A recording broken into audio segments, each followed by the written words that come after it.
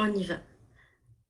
Alors, donc la présentation est intitulée Usage du distanciel pour l'apprentissage expérientiel. Et donc, l'objectif, c'est de présenter tout d'abord qu'est-ce qu'on entend par apprentissage expérientiel.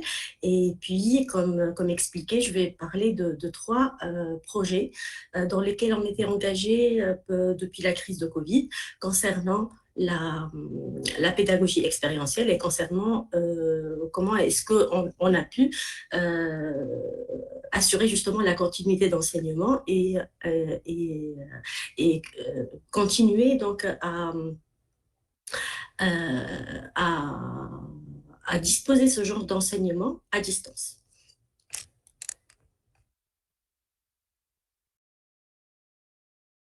Voilà, donc les objectifs de ce webinaire sont les suivants. Donc l'idée, c'est de comprendre le positionnement théorique de l'apprentissage expérientiel. Donc bien entendu, on est des chercheurs, on est surtout soucieux de comprendre, bien qu'il y a beaucoup d'effets de mode concernant tout ce qui est apprentissage actif, dispositif d'enseignement centré sur l'étudiant, etc. Donc on entend beaucoup parler de buzzwords entre codes concernant les apprentissages actifs. Mais en fait, l'idée, c'est de revenir ensemble sur les bases théoriques de ce qu'on entend par apprentissage expérientiel. Ensuite, l'idée, c'est d'échanger ensemble et de vous partager quelques expérimentations qu'on a effectuées pendant la crise du Covid sur trois projets différents. Et bien entendu, après, ce qui est le plus intéressant serait d'échanger sur les bonnes pratiques si on peut justement généraliser des bonnes pratiques pour pouvoir mener à bien ce genre d'expérimentation quand on est en situation distancielle, en enseignement distanciel. Bien. Donc, la grande question de tous les collègues, de nous enseignants et tout ce qui s'intéresse justement à donner des formations, c'est la suivante. J'aime bien cette anecdote, c'est ce que j'enseigne, mais apprennent-ils. Donc, le schéma est assez choquant pour les enseignants. Peut-être qu'on est en situation, on est toujours en situation où on est en train d'arroser les étudiants avec les savoirs et enfin, on n'arrive pas finalement, est-ce qu'on arrive à sortir de cette peau d'enseignant qui veut transmettre des connaissances aux étudiants. On a vu que surtout avec la crise du Covid, que finalement, c'était l'emergency distance learning. Donc, on a fait ça d'une façon donc assez brutale. Et du coup, le plus simple, c'était tout simplement de présenter nos slides aux étudiants et de parler et de privilégier finalement. Le plus simple, c'était de faire de l'enseignement transmissif et donc arroser des étudiants comme ça. Donc, en situation de Covid, clairement, on voit que ça permet d'assurer la continuité pédagogique, mais est-ce que c'est le moyen privilégié? Est-ce qu'on ne devrait pas finalement accorder beaucoup d'importance à la conception de nos dispositifs pédagogiques pour éviter cette situation? Donc, tout part de ce constat. Je vais présenter ensuite quelques éléments contextuels concernant notre public. Donc, notre public cible et les nouveaux apprenants ont de nouvelles exigences. On est en face d'une nouvelle génération d'apprenants et ça, on l'a très, très bien constaté. Je reviens juste sur quelques éléments. C'est que ces apprenants, d'après des études qui ont été faites, notamment par des cabinets de conseil, on a des caractéristiques qui ressortent comme l'impatience, le fait d'être toujours pressé, distrait, puisqu'on utilise beaucoup nos téléphones portables, même nous, on est un peu dans ce mode aussi, il ne faut pas le nier. Donc, on est assez distrait. Ils sont exigeants aussi, parce que dès qu'un contenu ne les intéresse pas, ou bien dès que le contenu n'arrive pas à capter leur attention, ils vont rapidement se déconnecter. Et c'est aussi une nouvelle génération d'apprenants qui aime être autonome. Donc, l'idée, c'est qu'ils ont un vrai besoin de prendre une certaine marge d'initiative, de créer aussi son parcours utilisateur dans le sens qu'on aime bien composer notre façon d'apprendre quand on veut, selon notre état d'humeur, etc. Et donc là, surtout avec le digital et avec cette génération hyper connectée, on voit bien que ce sont des caractéristiques qu'on est obligé de prendre en considération pour nous en tant qu'enseignants, pour pouvoir justement mener à bien nos activités pédagogiques. Donc, l'idée, c'est que cette nouvelle génération d'étudiants n'a plus besoin d'avoir un mode transmissif. Ils vont certainement être rapidement déconnectés et donc il faut privilégier d'autres façons et, pour capter leur intérêt et surtout susciter leur motivation. Ils sont motivés, bien entendu. Hein. C'est des générations aussi, je ne l'ai pas mis sur le slide, mais on remarque bien dans les études que c'est une génération qui a soif d'apprendre. Ce n'est pas uniquement des caractéristiques qui sont un peu négatives, peut-être l'impatience, le fait d'être pressé, mais non, c'est vraiment une génération qui a soif d'apprendre, mais il faut privilégier la bonne méthode pédagogique pour les intéresser. D'autre part, toujours dans les éléments contextuels, on a des attentes d'entreprise qui sont orientées un peu sur ce qu'on appelle les compétences du 21e siècle. Et les attentes des entreprises ont beaucoup changé. Donc, l'objectif maintenant, c'est de recruter des jeunes qui sont capables de créer de nouvelles idées. Donc, la créativité, l'aspect pensée critique, l'aspect collaboration et communication sont des éléments qui ressortent le plus dans les compétences qui sont souhaitées par nos entreprises. Donc, d'une part, on a des caractéristiques d'apprenant qui a changé et d'autre part, des nouvelles exigences de la part des entreprises pour pour recruter des jeunes qui sont créatifs, qui sont capables de transmettre, de savoir communiquer, de savoir collaborer, travailler en groupe, et puis surtout d'être capable de résoudre des problèmes et de penser à des problématiques complexes. Bien, donc au vu de ces éléments contextuels, parmi les méthodes pédagogiques, je dis bien parmi les méthodes pédagogiques parce qu'il y a plein d'innovations actuellement sur le plan de pédagogie active, pédagogie digitale, centrée sur l'étudiant, etc. Nous avons choisi de centrer notre recherche sur la théorie, sur l'apprentissage expérientiel. Donc, au vu de ces éléments contextuels, on voit que l'apprentissage expérientiel est parmi les approches, ce n'est pas l'approche, mais c'est parmi les approches qui captent l'attention des étudiants, qui leur permettent vraiment de s'épanouir dans leur apprentissage. Et c'est aussi dû au fait que à l'IMTBS, on a cet esprit de faire travailler les étudiants ensemble. On a des étudiants qui sont sur le même campus, qui sont managers, mais qui sont aussi sur le même campus avec des ingénieurs. Donc, dans la culture même de notre école, on a tendance à privilégier plein de projets, plein de défis qu'on appelle défis d'entreprise.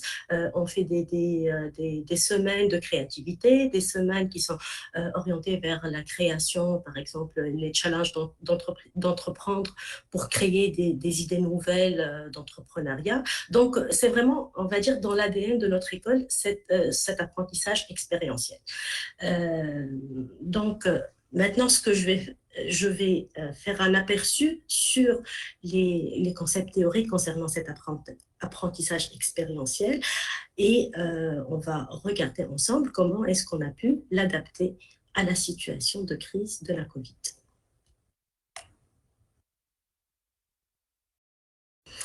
Bien, donc déjà pourquoi ? Pourquoi est-ce que nous privilégions ce mode d'enseignement par l'expérience ?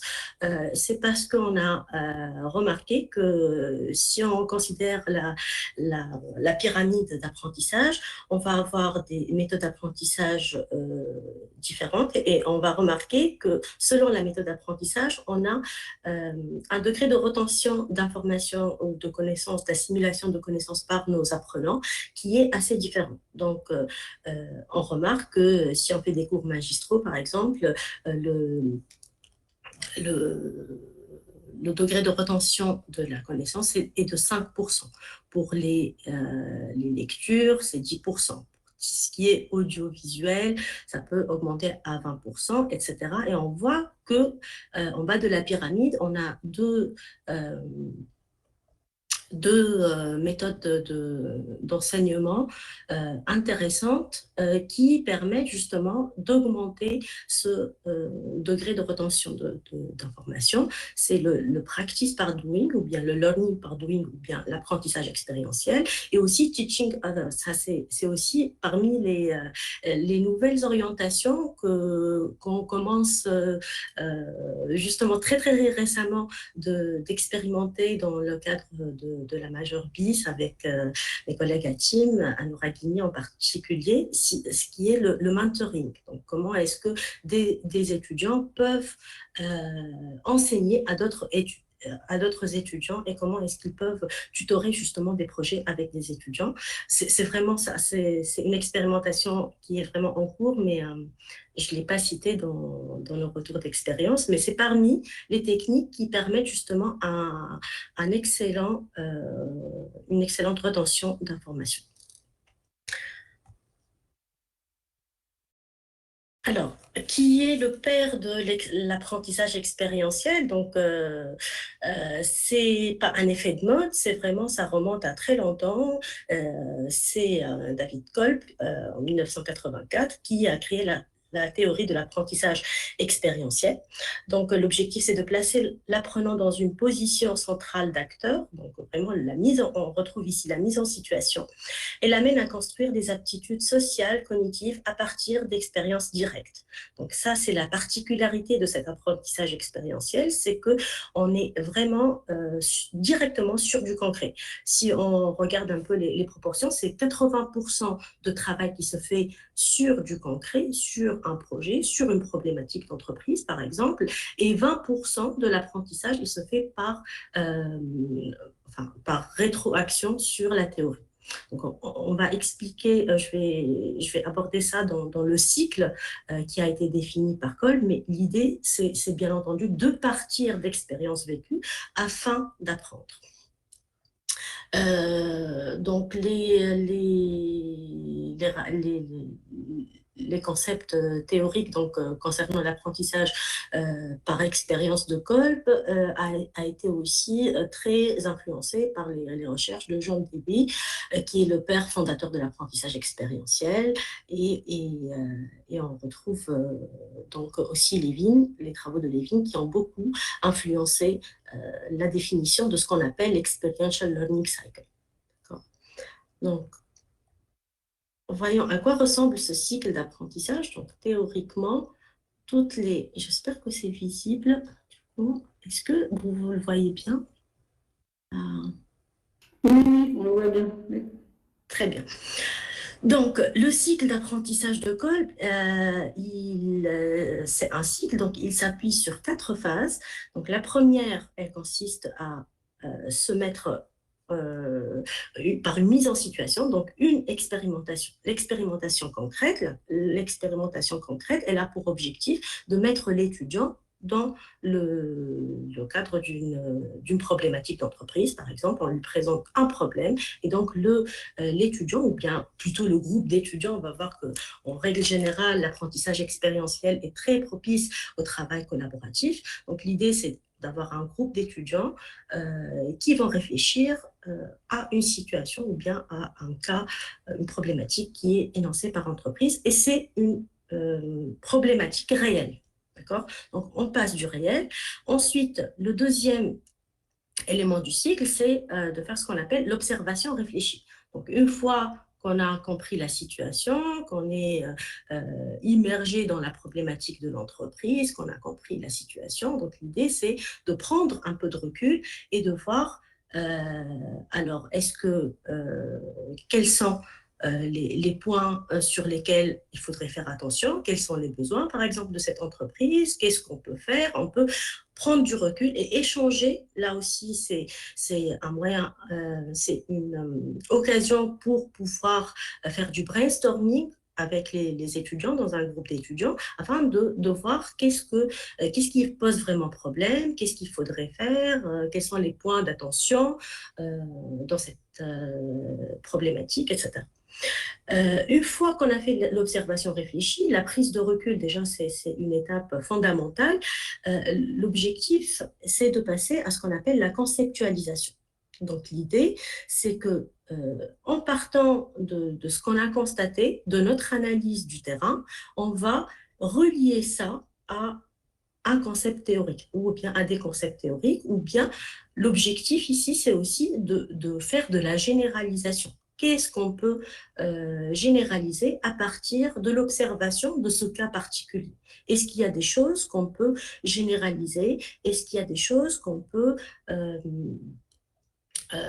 par exemple, proposer pour améliorer une situation d'une autre entreprise? Et c'est là où on passe à la quatrième étape, qui est la plus intéressante sur le plan apprentissage, c'est que finalement, on va intérioriser cette expérience, on va comprendre, on va essayer de généraliser et de trouver, de trouver des éléments, de dégager des éléments théoriques à partir de l'expérience, mais aussi il faut être capable de pouvoir la transmettre. Donc, l'émission d'hypothèses ou bien le transfert. Donc, la quatrième phase, c'est rendre ce groupe d'étudiants, après sa prise de recul et après la mise en correspondance avec la conceptualisation, être capable de pouvoir transférer son expérience et pouvoir aussi l'appliquer dans d'autres contextes. Donc, ça, c'est vraiment les cycles et puis cette boucle d'apprentissage. Par exemple, quand on transfère ou on propose une solution par rapport à une entreprise, on explique, par exemple, à des professionnels ce qu'on a fait, ce qu'on a généré comme solution, on peut encore reboucler sur d'autres expérimentations qui vont nous permettre encore d'apprendre dans de nouvelles situations et voir si on peut avoir d'autres éléments qui généralisables à partir d'autres expériences. Donc voilà, le Kolb, il insiste beaucoup sur cette notion que l'apprentissage, l'idée, c'est pas le résultat qui est valorisable, mais plutôt le fait d'être dans cette boucle continuellement. Et c'est très tendance actuellement parce qu'on appelle le lifelong learning. Donc l'idée, c'est vraiment toujours avoir cette capacité de pouvoir se confronter à l'expérience, prendre du recul, conceptualiser, prendre du recul, conceptualiser, essayer d'émettre des principes théoriques et ainsi de suite, transférer cette expérience, etc. Donc c'est un cycle qui est pratiquement, d'une façon implicite, on l'applique à IMTBS pour tout ce qui est activité de conseil en système d'information. On dit beaucoup à nos étudiants que l'activité de conseil en système d'information, c'est pas... elle n'est pas du tout possible, il n'est pas du tout possible de la faire en cours magistral. Donc, il y a des règles, il y a des bonnes pratiques, il y a des démarches, mais c'est vraiment apprendre le conseil, c'est vraiment apprendre à partir d'expériences et apprendre à partir de cas d'entreprise afin de se faire sa propre base de connaissances de consultant.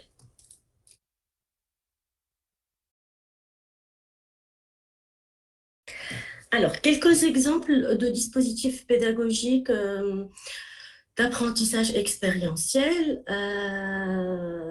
Donc, on a dit que la base, la théorie de l'apprentissage expérientiel, elle a été donc énoncée depuis très très longtemps, mais on voit pas mal de méthodologies donc, qui s'inspirent beaucoup de ce cycle d'apprentissage expérientiel. Donc, on peut mettre sous ce chapeau apprentissage expérientiel ou learning by doing. On peut citer l'apprentissage basé sur les cas, les études de cas, qu'on fait beaucoup donc, dans nos pratiques avec les consultants en ici. L'apprentissage par problème, qui est aussi une autre catégorie qu'on peut, à partir de problèmes, c'est toute une démarche donc assez particulière pour apprendre en partant d'un problème et voir des solutions avec des sessions de collaboration entre les étudiants. Là aussi, les problèmes ils peuvent être réels et donc ça, c'est parmi les illustrations qu'on peut faire pour l'apprentissage expérientiel. L'apprentissage par projet, aussi les défis d'entreprise, que je vais vous présenter les exemples qu'on a expérimenté à IMTBS, l'apprentissage en laboratoire, l'apprentissage par le jeu. Donc, vous voyez que il y en a beaucoup d'autres modèles bien techniques, pédagogiques, qui peuvent justement instancier ce modèle générique de cycle d'apprentissage par expérience.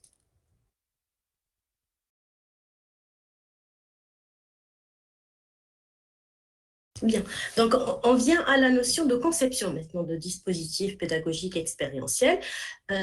Comme toute conception de dispositif pédagogique, j'aimerais bien qu'on mette les bases donc, sur on va dire deux techniques importantes ou bien deux éléments importants à considérer avant de concevoir un dispositif pédagogique en règle générale. On va voir comment est-ce qu'on va l'instancier pour l'apprentissage expérientiel. Mais il y a la première notion, c'est l'alignement pédagogique. Là, ça revient tout le temps dans tous les webinaires qu'on suit sur tout ce qui est pédagogie, améliorer la pédagogie en ligne, etc. Donc, dans tous les cas, on revient toujours aux fondamentaux qui concernent ce qu'on appelle l'alignement pédagogique. Donc, l'alignement pédagogique, tout simplement, il a pour objectif de mettre en cohérence des objectifs d'apprentissage, des activités pédagogiques avec des modalités d'évaluation. Donc, il faut penser, quand on va concevoir un dispositif d'apprentissage, ces trois éléments doivent être présents et doivent être surtout mis en cohérence. Donc, les objectifs d'apprentissage, en général, donc on utilise pour définir les objectifs d'apprentissage, en général, on utilise ce qu'on appelle la taxonomie de Bloom, donc c'est parmi les références importantes pour exprimer nos objectifs d'apprentissage. Et donc, on a cette pyramide, elle nous permet de voir qu'est-ce qu'on peut mémoriser. Donc, au bas de la pyramide, on trouve la mémorisation, ensuite la compréhension, l'application, l'analyse, l'évaluation et la création de connaissances. Donc, elle a été revisitée, cette taxonomie, et on voit bien que dans tout ce qui est plus on remonte dans la pyramide, plus les objectifs d'apprentissage sont encore plus importants et plus exigeants. Donc, les activités pédagogiques, donc l'idée, c'est vraiment de choisir la bonne activité pédagogique en fonction d'un objectif. Si je veux juste mémoriser des informations, un cours magistral avec un QCM derrière peut être valable. Si mon objectif est tout simplement de mémoriser ou bien d'énumérer un certain nombre d'informations. Donc, on voit bien que les modalités pédagogiques, le QCM par exemple, il s'apprête bien à tout ce qui est mémorisation, pour tester la mémorisation. Maintenant, l'idée, c'est que avant de concevoir l'apprentissage, les dispositifs d'apprentissage expérientiel, l'idée, c'est vraiment de réfléchir bien à cette mise en cohérence et encore plus maintenant à réfléchir à la mise en cohérence dans une situation où on est en ligne. J'avais juste un petit slide d'anecdote pour encore illustrer cet alignement pédagogique qui est vraiment au cœur de la conception de dispositifs pédagogiques. L'alignement, donc là, on voit, par exemple, on prend l'objectif d'apprentissage. Si on prend comme objectif d'apprentissage que l'étudiant est capable de sauter en parachute et que l'activité pédagogique qui est prévue pour transmettre ces connaissances serait une lecture de documents sur les parachutes et que l'évaluation soit une stratégie de sauter en parachute, c'est bien clair que il faut préserver la vie de nos étudiants et que ça matche pas, ça colle pas, c'est pas en cohérence. Donc, si on peut pas sauter en parachute, tout simplement en présentant une activité pédagogique qui est juste la lecture de documents sur les parachutes. Donc là, c'était une petite anecdote pour justement motiver cette notion d'importance d'alignement pédagogique.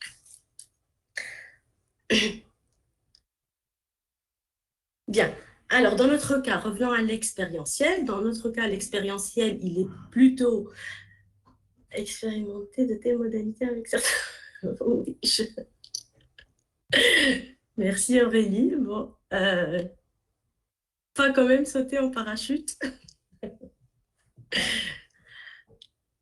Donc, si on revient aux objectifs d'apprentissage dans un contexte d'apprentissage expérientiel, donc nos objectifs d'apprentissage, ils se situent très bien, Inès. C'est pris en considération. Non, mais là, c'est bon, tu as ouvert la boîte de Pandore, hein.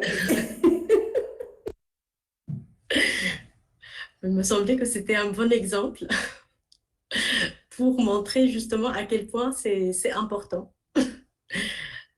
Donc, si on revient à la conception de dispositifs d'apprentissage expérientiel, on se situe, dans le cas d'expérientiel, on se situe en haut de la pyramide donc, des objectifs d'apprentissage de Bloom. Donc, on s'intéresse...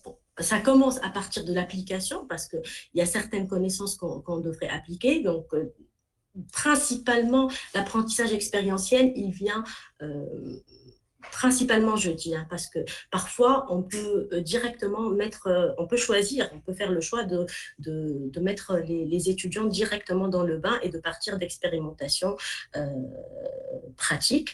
Mais en règle générale, on peut commencer par de l'apprentissage un peu à la mode transmissif et ensuite chercher en mode expérientiel à appliquer, à analyser, à évaluer et à créer. Donc, vraiment, on se situe en haut de la pyramide des objectifs d'apprentissage de Bloom. Les activités pédagogiques, donc là aussi, l'idée, c'est vraiment de varier et d'avoir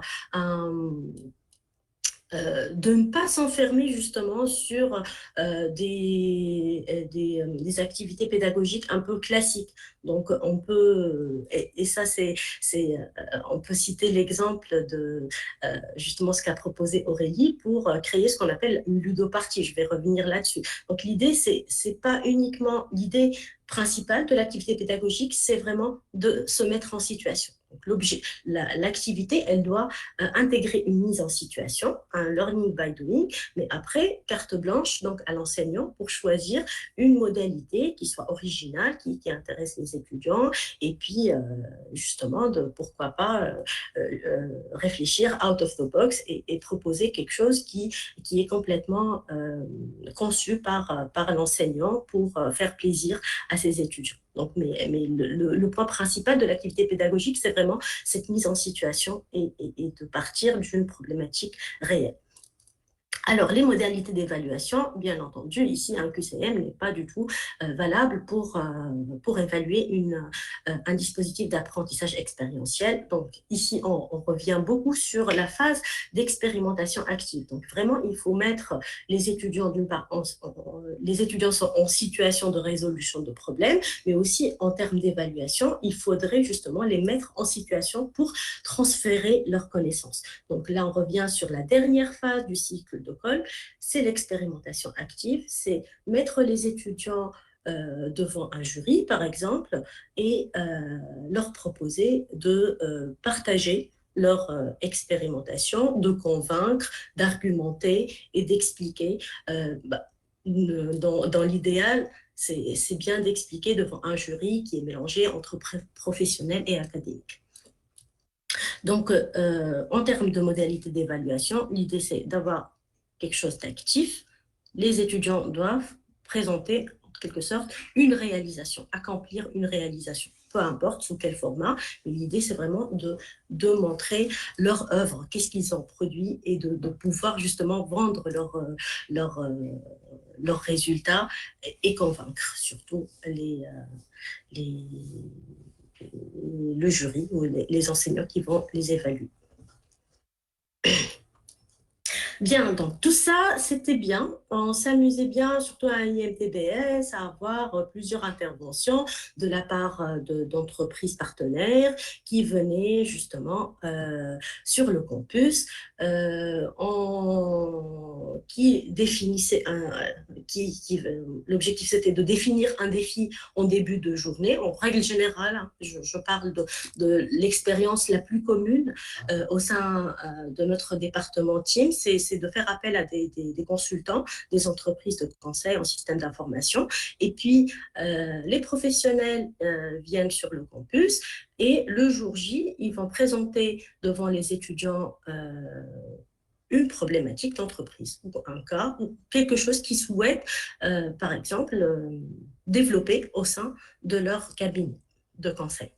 Donc, ça peut être une démarche, réflexion à des démarches, ça peut être une proposition de solution à une problématique d'entreprise, etc. Mais l'idée, c'est que tout se passait sur place, c'était bien, on faisait une présentation en début de journée, les étudiants avaient la possibilité d'échanger justement avec les intervenants pour poser des questions. Ensuite, les étudiants, ils se mettaient donc en milieu physique, ils se mettaient en groupe dans des salles différentes et puis ils travaillaient d'une façon collaborative afin de résoudre le problème de l'entreprise. Bien sûr, les intervenants y passaient donc de groupe en groupe pour voir s'ils avaient des questions, pour expliquer, pour les orienter, voir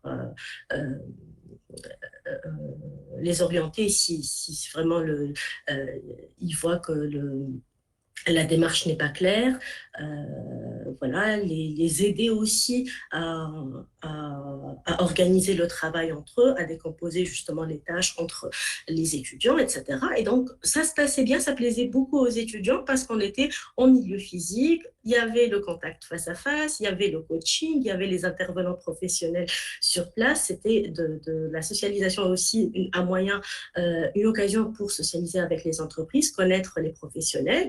Mais bon, d'un coup, l'année dernière, on est passé au mode distanciel. Donc, bien là, les étudiants sont derrière leur écran et donc on se posait vraiment la question, est-ce qu'on élimine ce genre de projet? D'ailleurs, ça demande, c'est des projets qui demandent quand même beaucoup d'investissement, beaucoup d'intervenants, aussi bien de la part académique, donc de la part du département par exemple, et de la part aussi des professionnels.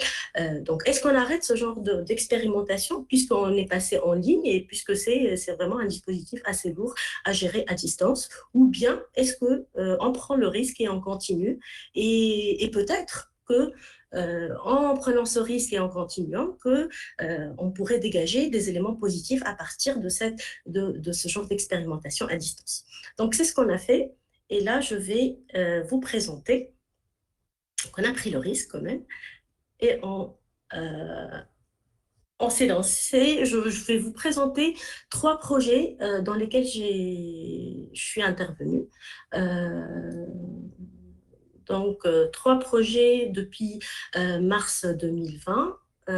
C'est le projet qu'on appelle Innovation Game. On a aussi fait le projet où on a transposé les One Day Challenge, les challenges donc les challenges portés par des cabinets de conseil pour les étudiants en M2. À distance. Et puis, le dernier projet qu'on a fait avec les étudiants qui concerne la ludopathie ou bien l'apprentissage par les jeux, par la conception de jeux. Bien, donc l'idée maintenant, c'est de vous faire vraiment un retour sur comment est-ce qu'on a conçu, qu'est-ce qu'il fallait finalement changer pour continuer à faire ces expérimentations en ligne. Donc, pour l'Innovation Game, le projet consistait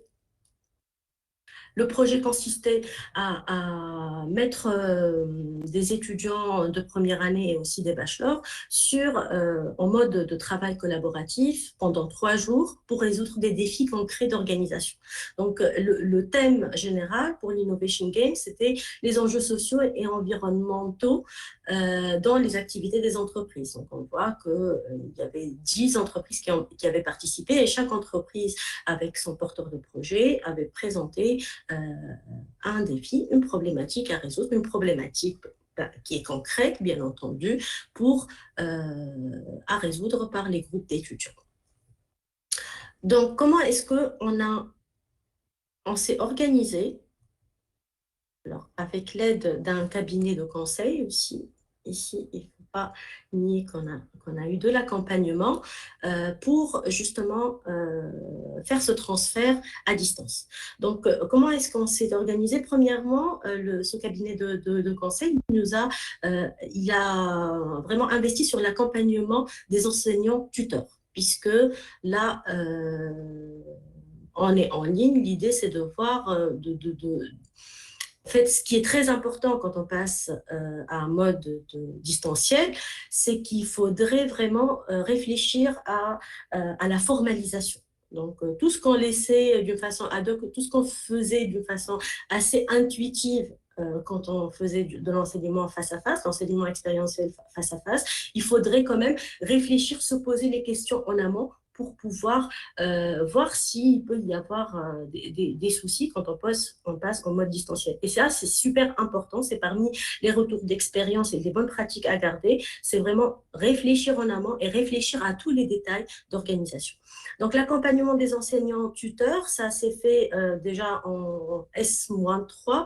Donc, l'idée, c'est qu'on a eu des formations en visioconférence à la méthodologie qui est appliquée. Après, l'idée, c'était de travailler un peu sur la méthodologie d'une façon autonome, prendre du recul. Et puis, en S-1, l'idée, c'était d'avoir des sessions, s'il y a des questions-réponses, pour vérifier que tout le monde était au point pour la démarche et l'accompagnement. Et ensuite, après, bien sûr, on a eu des sessions de retour d'expérience, qu'est-ce qui a marché, qu'est-ce qui n'a pas marché, parce que même en prévoyant tout à l'avance, on peut avoir certaines surprises. Donc, point numéro 1, c'était l'accompagnement des enseignements tuteurs. Le point numéro 2, c'est réfléchir en amont à la création d'un espace Moodle, en amont de l'expérience, pour tout expliquer, tout présenter aux étudiants qui se posent pas mal de questions. Donc, bien entendu, on sait que c'est une situation particulièrement stressante pour les étudiants, cet enseignement à distance, pour nous aussi, mais surtout pour les étudiants qui se posent beaucoup de questions. Comment est-ce que ça va se passer? À quoi on va s'attendre pendant ces 3 jours? Quels sont les projets? Comment est-ce qu'on va collaborer en ligne? Est-ce que c'est possible? Est-ce que c'est pas... Donc, pour répondre à tous ces petits questionnements, il est très important donc d'accorder une importance à la formalisation et puis à la clarification de ce qu'on attend des étudiants avant de commencer l'expérience. Donc là, ici, j'ai fait une capture d'écran à partir de l'espace Moodle. Donc, l'idée, c'est vraiment de leur expliquer qu'est-ce que l'innovation, comment innover, comment se préparer, où est-ce qu'on choisit le défi, comment est-ce qu'on va dérouler l'expérimentation, etc. Donc, tout là, jusqu'à l'étape 6, c'est les éléments qui ont été faits en amont de l'expérimentation. Et ensuite, le 7, donc là, c'est le détail vraiment du déroulé de l'expérimentation pendant les 3 jours. Donc, c'est super important d'avoir aussi des ressources en ligne à étudier avant l'Innovation Game. Ça, on ne le faisait pas vraiment quand on faisait l'expérimentation sur place, en face à face. Mais là, c'est vraiment, l'idée, c'est de préparer les étudiants en amont pour comprendre un peu les bases de la méthodologie qu'ils vont utiliser. Donc, on voit bien que c'est important de mettre les étudiants dans le bain, les préparer.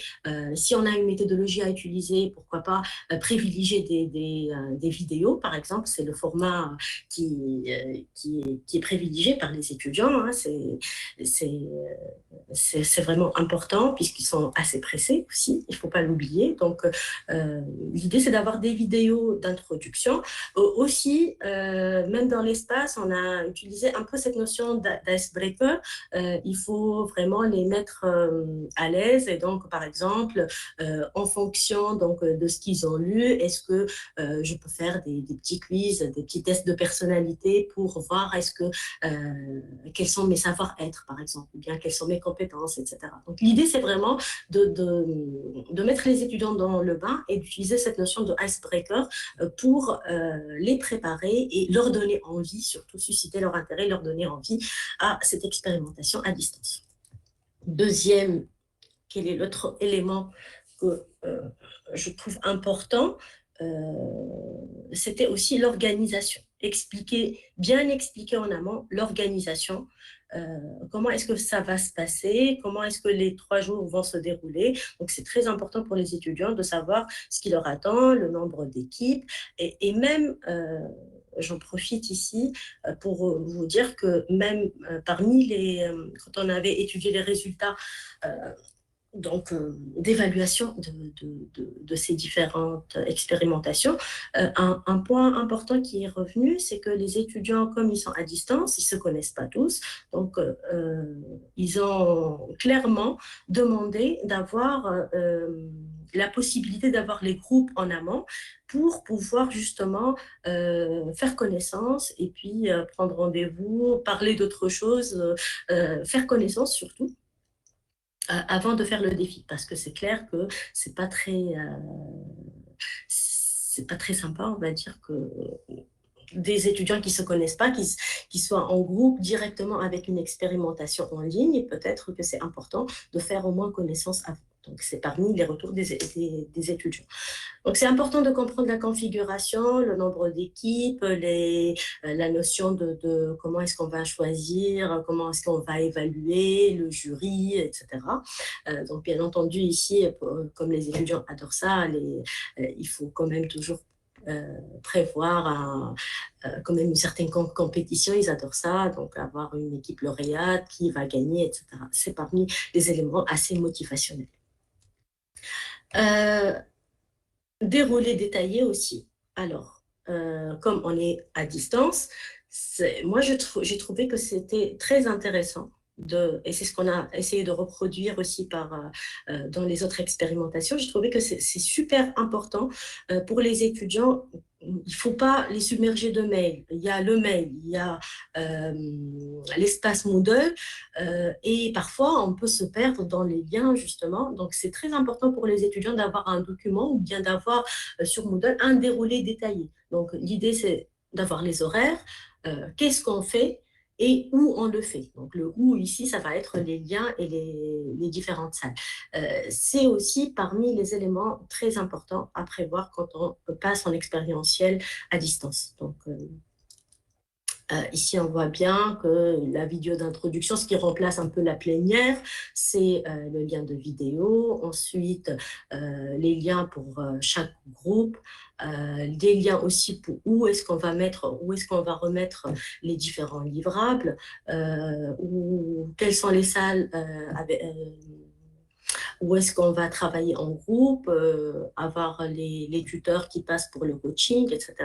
Donc ça, c'est un aspect important à clarifier et à avoir centralisé dans un même endroit. Parce que sinon, on risque... L'idée, c'est vraiment de ne pas disperser l'étudiant, à avoir plusieurs liens, plusieurs sources d'informations. L'idée, c'est d'avoir l'information centralisée et comme ça, ils ont leur guide, ils suivent, ils savent où ils vont aller, ils savent où est-ce qu'ils vont être coachés, où est-ce qu'ils vont soutenir, etc. Voilà, et en fin de compte, le bilan de compétences, qui est surtout très important quand on veut faire de l'expérientiel, c'est vraiment de voir est-ce que les étudiants ont compris le but de l'exercice, est-ce qu'ils ont pris du recul sur leur expérimentation et qu'est-ce que d'après eux, c'est important d'avoir une réflexion sur ce que j'ai appris. Et donc là aussi, c'est l'illustration de l'apprentissage expérientiel et finalement cette idée de bilan de compétences, c'est d'une part une façon d'évaluer aussi l'expérimentation. Donc, c'est important pour nous comme étant un retour d'expérience pour améliorer nos expérimentations, mais c'est surtout utile pour les étudiants eux-mêmes pour prendre du recul sur leur apprentissage et se poser la question, eh ben, finalement, après ces 3 jours de compétition intensive avec différents objectifs intermédiaires, recherches, etc., qu'est-ce que j'ai appris et qu'est-ce que je peux valoriser à partir de ces expériences.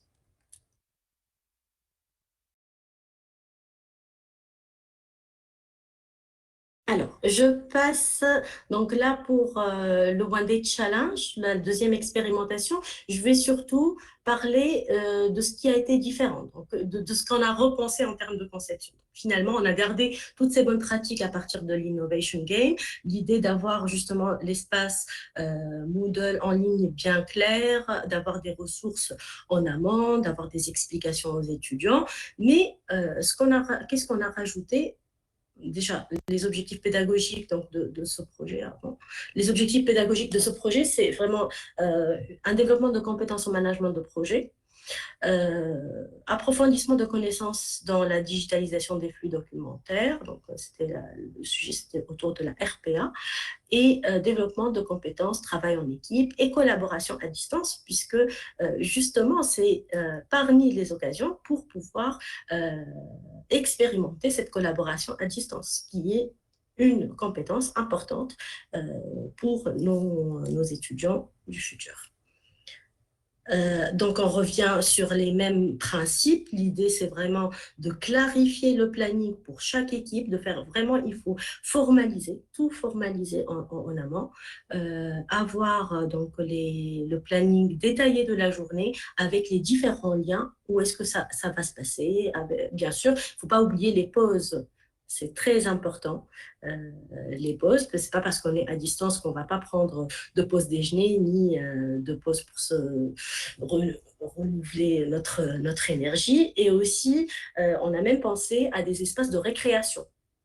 Donc l'idée, c'est vraiment d'essayer de mimer un peu le face-à-face et avoir des espaces de récréation où on peut parler d'autres choses, où on peut se détendre, écouter de la musique, etc.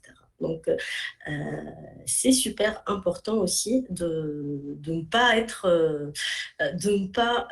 enfin, d'oublier de se détendre parce qu'on est à distance. Donc, deuxième élément qu'on a rajouté dans cette expérimentation, c'était la conception d'espace team améliorant l'expérience étudiant. Donc, en fait, j'explique. En fait, cette expérimentation, elle s'est faite sur 2 phases. Et on a eu les 3 premiers One Day Challenge qu'on a conçus pratiquement d'une façon classique, en ayant l'espace Moodle, en ayant la description de la journée, comment est-ce que ça va s'organiser, les liens, ainsi de suite. Mais en étudiant donc les retours des étudiants, l'évaluation de l'expérimentation, on a retrouvé pas mal d'éléments intéressants et pas mal de choses à améliorer dans l'amélioration de ce qu'on appelle l'expérience étudiant. Donc, la première chose, je l'ai déjà dite, c'était l'aspect connaître les équipes en amont. Donc, avoir cette possibilité de faire connaissance avec les membres de son équipe avant de commencer l'expérience, puisque là, vraiment, c'est des étudiants qui ne se connaissaient pas. Donc, ils ont commencé en septembre et c'était en mode distanciel à 100%. Deuxième élément aussi qu'on a modifié à partir de l'analyse des résultats d'évaluation des étudiants, c'est cette notion en fait, l'idée, c'est de ne pas submerger les étudiants par de multiples informations et d'avoir finalement un espace où ils peuvent tout faire par exemple, il peut avoir un vrai espace collaboratif. Donc, à partir de Teams, ici, on a utilisé Teams pour tout ce qui est collaboration entre équipes. L'idée, c'est de mettre à disposition pour les étudiants, par exemple, des templates de documentation, des templates de leur rapport, les templates de présentation, puisqu'ils ont des présentations à la fin de chaque journée. Ils commencent par un objectif pratique en début de journée et à la fin de journée, ils vont passer des soutenances. Donc, l'idée, c'est d'avoir dans un même espace, de chercher à avoir tous les outils collaboratifs et tout ce dont a besoin un étudiant pour, euh, pour, euh, pour réfléchir. Donc, l'idée, c'était de mettre les templates, la documentation, de pouvoir avoir des tableaux blancs, d'intégrer dans Teams. Donc, Teams, il nous a facilité la tâche dans le sens qu'on a plein d'applications qu'on peut intégrer.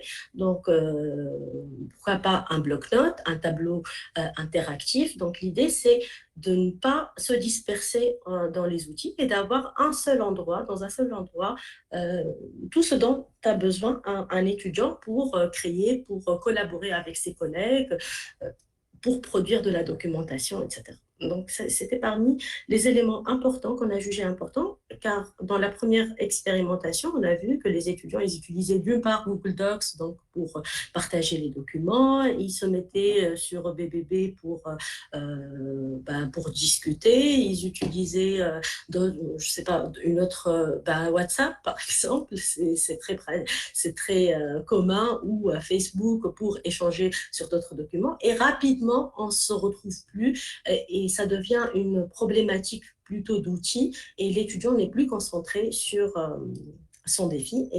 Et c'est la raison pour laquelle que c'est un point d'attention pour la conception de dispositifs pédagogique expérientielle en ligne, c'est d'avoir vraiment de penser à avoir un espace où on peut tout centraliser et que l'étudiant puisse s'épanouir et se concentrer sur sa tâche. Aussi, parmi les propositions d'Aurélie, donc c'était aussi d'avoir le côté ludique avec l'application Etacos et de pouvoir, c'est une application assez sympa qui permet un peu de donner des tacos ou bien comment dire, de donner des récompenses, une sorte de récompense pour les étudiants qui ont des bonnes idées ou bien qui ont fait quelque chose d'intéressant ou voilà, qui collaborent bien dans l'équipe, etc.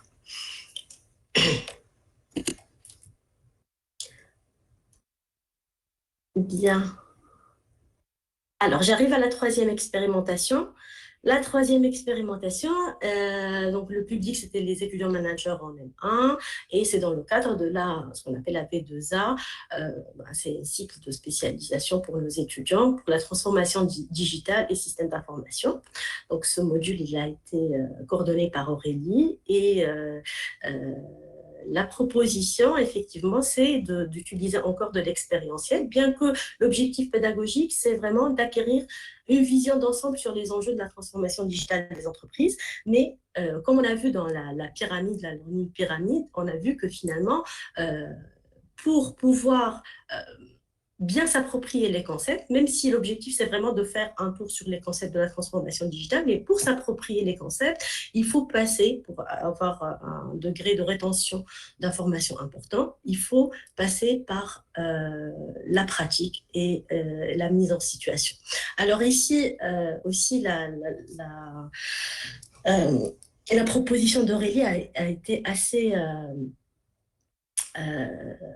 novatrice. Donc l'idée, c'est pas d'apprendre en utilisant des jeux sérieux, mais plutôt de concevoir un jeu sérieux. Donc l'idée, c'est qu'on a des cours théoriques, la formation s'appuie sur des interventions différentes qui parlent de technologie ou bien des thématiques qui sont reliées à la transformation digitale. Et en parallèle, donc, il y avait des sessions de travail collaboratif avec les étudiants dans l'objectif de créer un jeu qui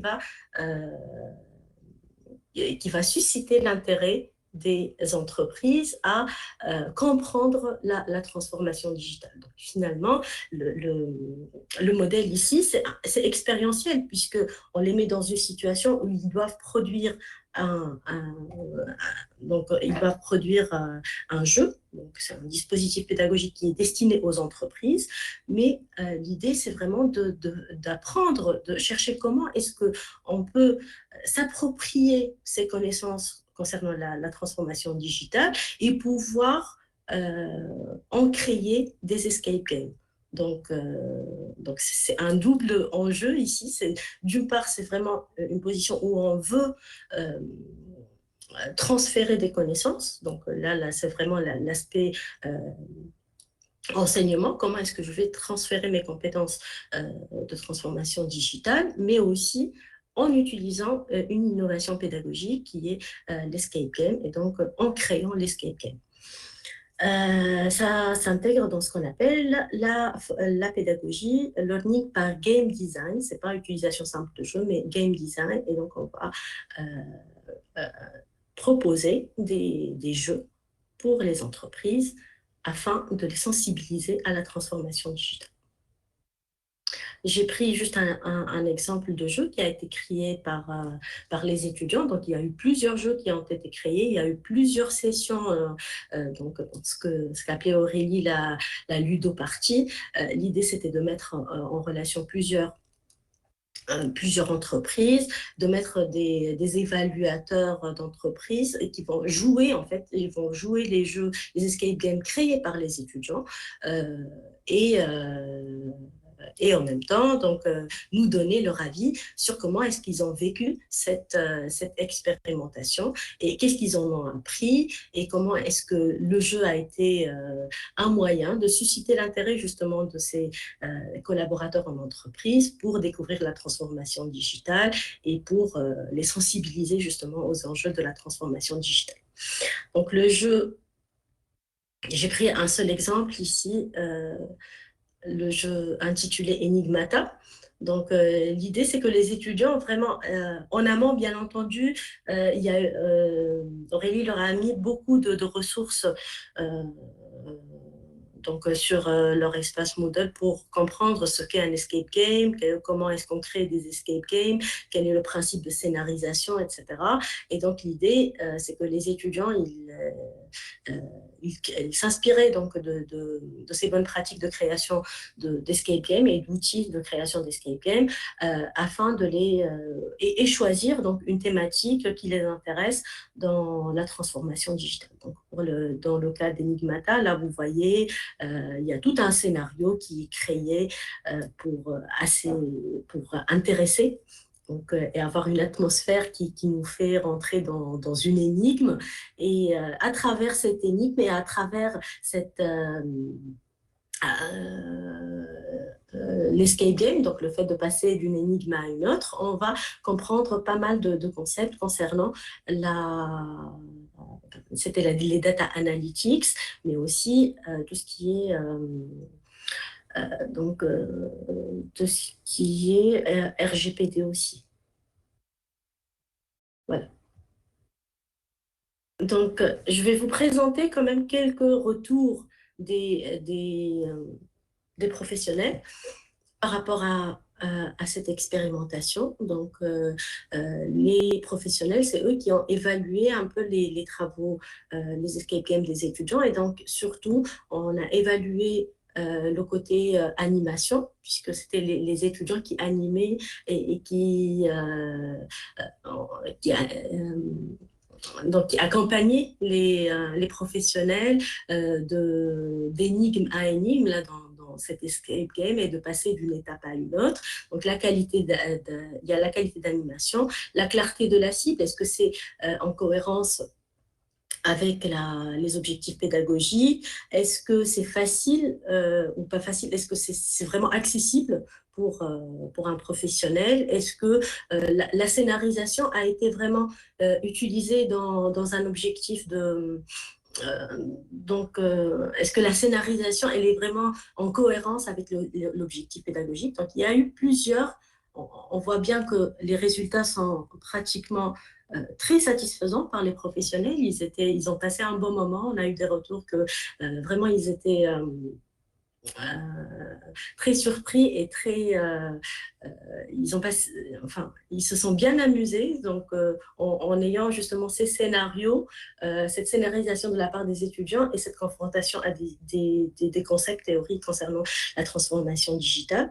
Donc on voit aussi, on a évalué aussi la clarté de l'objectif pédagogique, le degré d'innovation, si c'est vraiment, il y a eu vraiment de la recherche dans le scénario, la pertinence du contenu, le caractère ludique, si c'était amusant ou pas. Aussi, parmi les aspects importants dans un jeu, c'est de savoir, d'évaluer en fait ce qu'on appelle l'expérience optimale ou bien le flow. Est-ce que le jeu a été vraiment, il nous a pris, est-ce qu'on était concentré tout au long de du jeu, est-ce qu'on a eu l'impression de contrôler quand même l'action, donc on n'est pas, c'est pas quelque chose de difficile et qu'on est en retrait, est-ce que vraiment on était immergé dans l'expérience, est-ce qu'on s'est senti bien, on s'est amusé. Et ensuite, ce qu'on avait évalué, c'était l'adaptabilité de ce jeu à des expérimentations en entreprise et puis la facilité de déploiement en entreprise. Pourquoi on avait évalué ça? C'est parce que l'objectif aussi de l'expérimentation, c'est de proposer aussi de continuer dans le cadre des activités d'ISLab, de pouvoir peut-être aller plus loin et de définir vraiment des jeux ou des escape games à proposer à ces entreprises. Donc, continuer vraiment l'expérimentation en définissant un scénario assez spécifique pour l'entreprise pour continuer à collaborer. Donc, c'était important de voir si c'est transposable, qu'est-ce qu'ils en pensent et qu'est-ce que excusez-moi, j'ai pas vu les autres remarques. Anou, je vais te répondre. How many enterprises just escape game? Alors, je vais te donner le nombre exact d'entreprises. Peut-être Aurélie, tu peux m'aider sur le nombre d'entreprises participantes. Oui, il y avait une quarantaine de participants. Ouais. Voilà, parce qu'en fait, on a dû limiter le nombre de participants. Il y a eu une session le matin où les 6 jeux ont été testés et une session l'après-midi où les 6 jeux ont été testés. Et il y a eu 40 participants à chaque fois. Voilà, 40 personnes d'entreprise. Ce n'est pas 40 entreprises, c'est 40 personnes d'entreprise. 40 personnes d'entreprise, voilà. Voilà, c'est ça. Donc, je reviens sur cette notion. Pourquoi on a évalué ça? C'est vraiment pour voir si on peut continuer le scénario avec des entreprises. Et il y en avait beaucoup de collaborateurs qui étaient vraiment intéressés pour continuer l'expérimentation et avoir quelque chose qui est, avoir des jeux, des escape games qui soient déployables dans leur entreprise. J'ai quand même mis quelques retours des collaborateurs, donc ce qu'ils ont le plus aimé, et les points d'amélioration. C'était assez homogène en fait. Ça, c'est valable pour le jeu Enigmata, mais c'était assez homogène pour les 6 autres jeux. Ce qu'ils ont vraiment adoré, c'est l'aspect ludique, c'est le fait d'apprendre, de faire des analogies entre le monde. Ici, dans Enigmata, c'était vraiment le monde donc c'était un meurtre, donc c'était le fait de chercher des indices, etc. Et entre la data analytics, où l'objectif justement c'est de fouiller la donnée, de chercher des renseignements dans la donnée et de découvrir. Donc cette analogie a beaucoup plu, en fait, c'était bien pensé de la part des étudiants. Et bien sûr, donc, le caractère ludique, le fait d'être vraiment immergé dans l'expérimentation. Et les points d'amélioration, c'était surtout, c'était pas la partie analytique qui les a gênés, mais plutôt la RGPD. Donc, il y avait une partie où c'était un peu comme des QCM. Et donc, l'idée, c'était avoir plus de concret et relier ça à un scénario plus concret en fonction donc, des attentes des entreprises. L'idée, c'est vraiment d'adapter à un scénario ce qui était prévu donc, comme continuité à l'expérimentation de ces jeux. Voilà, donc en synthèse, les retours étaient très homogènes sur les jeux. Et vraiment, l'idée vraiment de créer un escape game pour sensibiliser les entreprises a été super bien vécue et c'est vraiment une innovation qui les a intéressés. Ils trouvent que c'est une expérimentation qui pourrait être transposable dans le monde d'entreprise à condition d'avoir plus de ciblage et plus euh, d'orientation en fonction donc, du secteur d'activité de l'entreprise qui est considéré. Donc, avoir plus de personnalisation des expérimentations. Bien entendu, il y avait quand même quelques petits problèmes techniques parfois, donc concernant les jeux. C'est pas la notion du distanciel, mais concernant les jeux, mais voilà, c'est perfectible bien entendu, mais vraiment le retour a été super positif. Voilà, que retenir?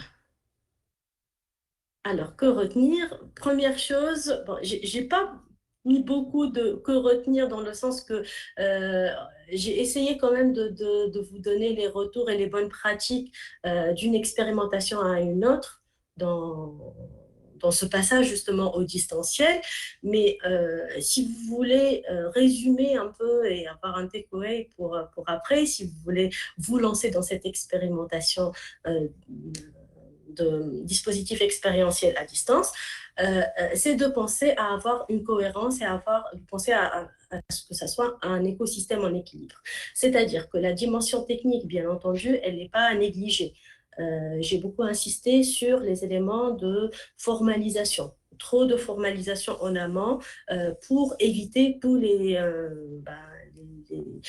mauvaises surprises à la dernière minute qu'on ne peut pas, bien sûr, hein, on peut tout prévoir, mais il peut y avoir des soucis techniques, il faut juste rester calme et chercher à résoudre la problématique avec les étudiants s'il y a des soucis de connexion, etc., ou des étudiants qui sont perdus malgré la formalisation et tout le travail en amont, on peut être assez sollicité, donc il faut être vraiment présent le jour de l'expérimentation ou durant la période d'expérimentation. Donc la dimension technique est super importante, donc il faut vraiment penser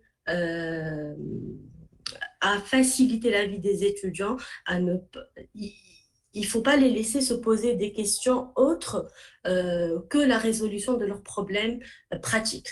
Donc, l'objectif de l'expérimentation, c'est d'avoir un apprentissage sur une problématique d'entreprise. Il faut rester concentré sur l'objectif pédagogique et la dimension technique, elle n'est là que pour faciliter les échanges. Et d'ailleurs, ce qu'on a remarqué, ben, euh, c'était des bonnes surprises, c'est qu'il y a certains étudiants qui ont préféré finalement le mode distanciel pour faire ce genre de projet.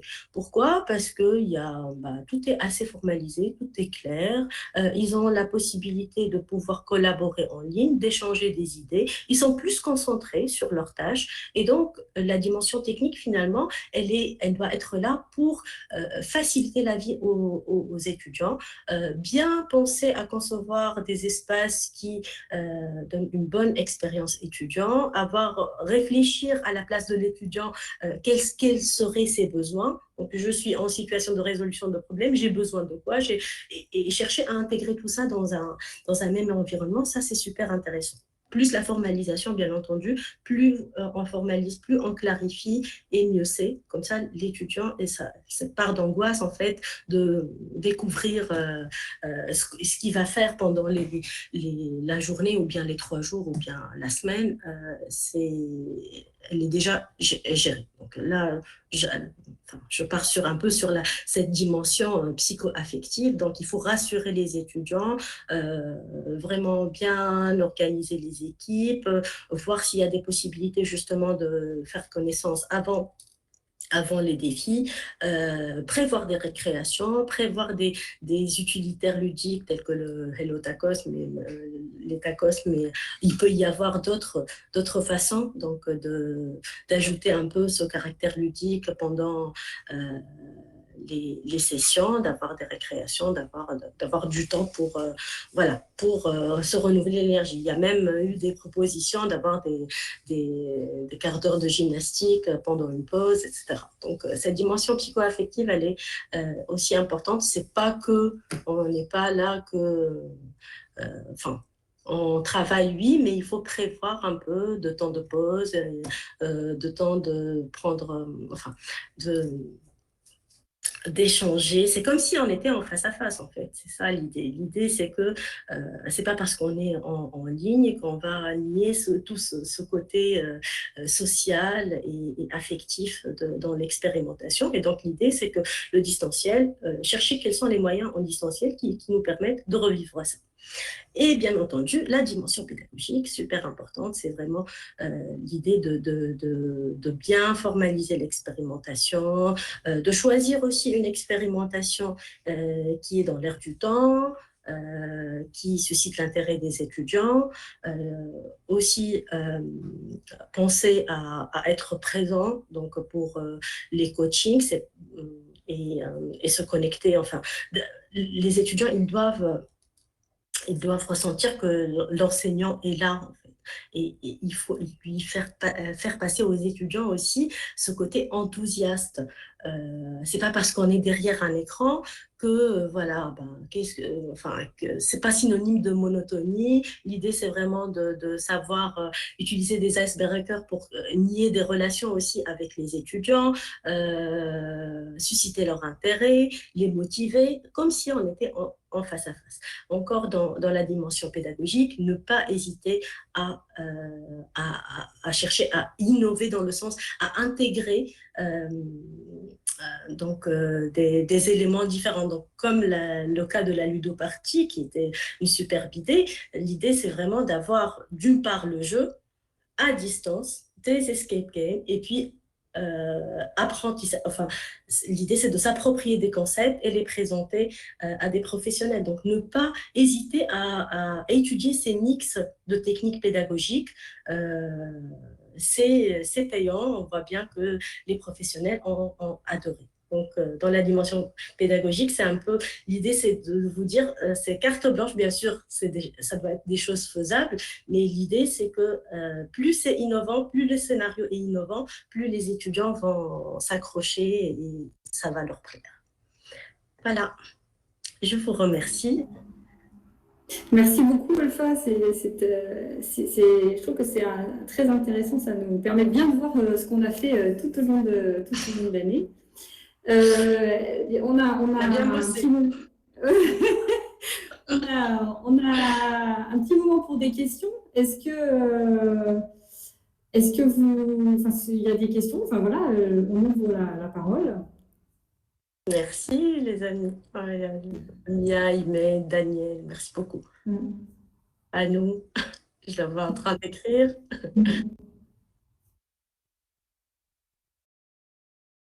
Alors, moi, s'il n'y a pas de questions, moi, j'avais une question que je voulais te poser.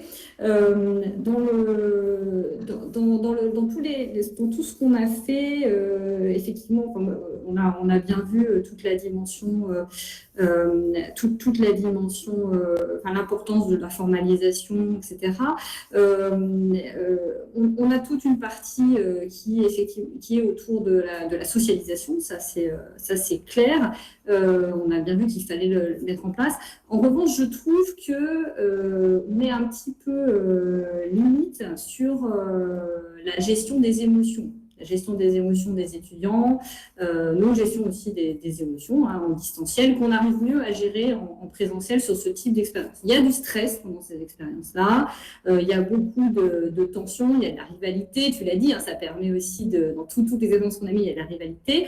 Comment on fait pour, à ton avis, comment est-ce qu'avec là, on pourrait améliorer encore nos pratiques pour arriver à mieux gérer les émotions des étudiants, les nôtres, dans cette phase-là? Est-ce que tu crois que avec le distanciel, comment on pourrait faire? C'est une question très ouverte, je n'ai pas d'idée sur le sujet, justement, je voulais avoir ton avis. Oui, la dimension psycho-affective, elle est super importante. Autant les autres dimensions peuvent être, enfin, on peut les formaliser, on peut passer du temps à y réfléchir, échanger avec les collègues, etc., s'inspirer d'autres expérimentations aussi, c'est super important. Mais la dimension psycho-affective, à mon avis, ce qui est important, euh, c'est surtout aussi de prendre la dimension culturelle aussi des étudiants. Ça, je ne l'ai pas du tout évoqué dans la présentation, puisque, enfin, j'arrêtais pas de dire, c'est nos étudiants, ils ont cette culture de travail expérientiel, en face à face. Ben, finalement, tout ce qui était important, c'était comment transposer en distanciel et comment bien transposer en distanciel pour gagner des avantages. Donc, il y a aussi cette dimension culturelle. Je crois aussi, je suis super contente d'avoir mes collègues et mes profs surtout. J'adore nos amis de l'ANSI surtout, et ça me stresse. Voilà. Donc, franchement, je suis très, très honorée d'avoir mes profs de l'ANSI. La dimension culturelle, elle est à prendre en considération. Est-ce que culturellement, les étudiants, voilà, il faut prévoir des dispositifs qui sont ancrés dans nos cultures et il ne faut pas chercher, en passant au distanciel, à complètement couper avec nos pratiques pédagogiques et avec les choses qui marchent en présentiel. Donc, à mon avis, l'idée, c'est vraiment de chercher tout ce qui est bien en face à face, de recenser euh, tout ce qui est réussi en face à face et chercher une alternative à le transposer au mieux à, au côté à distance. Donc, la dimension culturelle, elle est super importante, psycho-affective. Mais qu'est-ce qu'on peut faire Je devrais aussi encore fouiller les résultats et le travail en aussi. Oui, mais je pense que en fait, la réflexion, je pense que tu as raison. Qui doivent être pris en considération. Mais la réflexion, je pense que tu as raison, parce que c'est vrai que je repense à l'expérience qu'on a menée ensemble, toutes les deux, sur la V2A, avec Imed d'ailleurs, qui était aussi là, parce qu'il y a eu aussi toute une partie que tu n'as pas présentée là, mais qui était toute une partie coaching aussi, hein, parce que le projet a duré 3 mois, donc il y a une grosse partie de coaching sur la business ludoparty. Les problèmes émotionnels qui ont pu apparaître, c'était des problèmes qui étaient liés au manque de culture sur le travail en commun, sur comment faire pour travailler ensemble. Donc tu as raison, c'est qu'il faut partir déjà d'une situation donnée, être bien en phase avec la culture pour régler ces problèmes émotionnels. Ouais, je pense que c'est une des clés. Alors, Imed a des questions. Tu peux peut-être les poser, Imed. Ouais, il a des questions difficiles. Tu veux peut-être les poser, Imed, ça sera plus sympa. Imed. Non, il ne veut pas parler. Non, si, mais... Question difficile, Imed, pourquoi? J'économise ma connexion.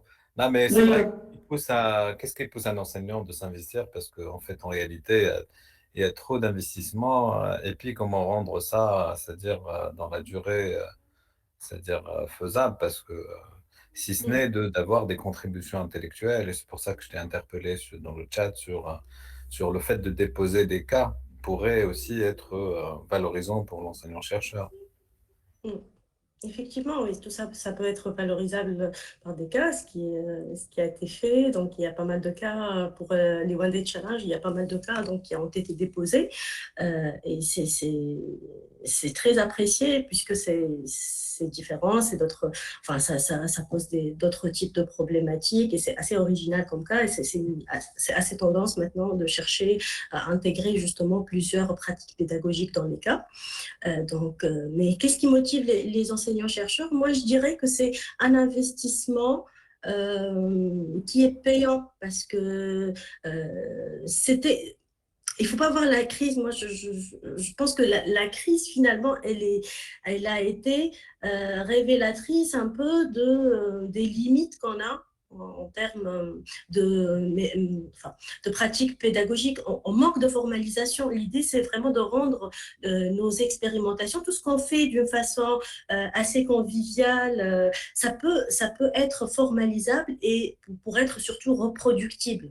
Et donc, c'est vrai, je dirais que c'est un investissement payant pour l'enseignant, puisque ça nous permet déjà, c'est aussi, on est en train d'instancier l'apprentissage par l'expérience. Hein. On est là, on prend du recul. Ça nous a permis de prendre du recul sur nos expériences pédagogiques et de dégager des bonnes pratiques et de voir comment est-ce qu'on peut les améliorer. Donc, c'est un peu un cycle d'amélioration continue. On a pris beaucoup de recul. L'idée, c'est de formaliser maintenant et de rendre ça reproductible, pouvoir transférer ça. Donc, voilà, ça peut être valorisable dans les cas, ça peut être valorisable en recherche, beaucoup. Donc, maintenant, en termes de recherche, les recherches sur les pédagogies, ça explose depuis le Covid. On a soif de connaissances sur ces thématiques-là. Et on a soif surtout de retour d'expérience. Donc, franchement, c'est un investissement payant. Et surtout, c'est un moyen d'améliorer nos pratiques et de réfléchir sur nos pratiques. C'est des choses qui peuvent être très implicites, à laquelle on ne faisait pas attention, on arrivait à gérer, mais c'est en passant au distanciel qu'on se rend compte un peu de lacunes ou de choses à améliorer. Ouais, des groupes Oui, Daniel, c'est ça le grand enjeu. Le grand enjeu. Alors, je dirais, c'est possible, bien entendu, mais il faut faire attention à deux choses. L'idée, c'est vraiment de prévoir un bon nombre de collègues, ne pas surcharger les collègues. Donc, il faut vraiment avoir assez de tuteurs, justement, pour les étudiants. Et ça, c'est une excellente question dans le sens que, aussi, il faudrait faire attention à la taille des groupes aussi. C'est pas parce qu'on a des demi-promos ou des grandes promos que c'est l'occasion de mettre une dizaine d'étudiants. Par l'expérience, ça n'a pas beaucoup marché et surtout, on avait des soucis de passagers clandestins. Donc, ça revient tout le temps dans le sens qu'il faut prévoir d'augmenter le nombre de tuteurs. Il n'y a pas de problème pour un passage à l'échelle. Sauf qu'on doit prévoir plus de tuteurs et ce n'est pas une raison pour augmenter la taille des groupes. La taille des groupes, elle est importante pour, il faut avoir 5 à 6 étudiants pour avoir vraiment, en fonction bien sûr hein, du projet aussi, hein, c'est un paramètre à prendre en considération, mais il ne faut pas avoir des grands groupes.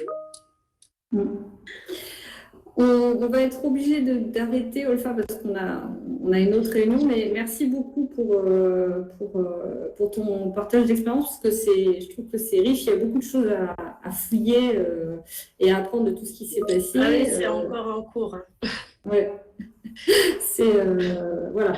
Mais c'est très, très intéressant. Je trouve que ça pose bien le problème, on voit bien toutes les dimensions. Moi, je retiens surtout ton dernier graphique. Là, je vais le garder en tête parce que ces 3 dimensions-là, il faut qu'on arrive à les intégrer au départ. C'est vrai qu'on est très focalisé sur la dimension pédagogique et finalement, on ne fait pas forcément suffisamment attention aux 2 autres dimensions. Donc, c'était bien que tu insistes là-dessus. Merci beaucoup d'avoir accepté de faire cette présentation.